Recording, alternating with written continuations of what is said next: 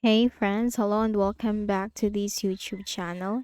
In today's another video tutorial, I'm going to share to you on what is the shortcut to highlight in Microsoft Excel. So let's go quick into the process. So I have prepared this table for you in our Microsoft Excel. So the same thing as yours, just need to open your document.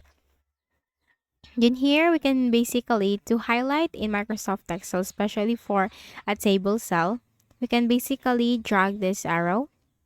And then at the ribbon, you will find the Home tab and you will find this option, Fill Color, to highlight.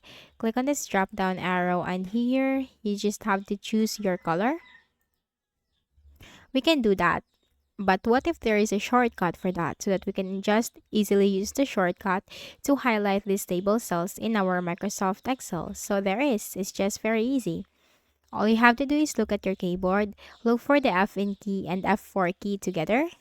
So once you find that, just simply move this cursor to the part or cells that you want to highlight.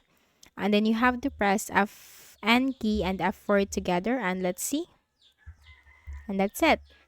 You have just highlighted this area or this row in your Microsoft Excel.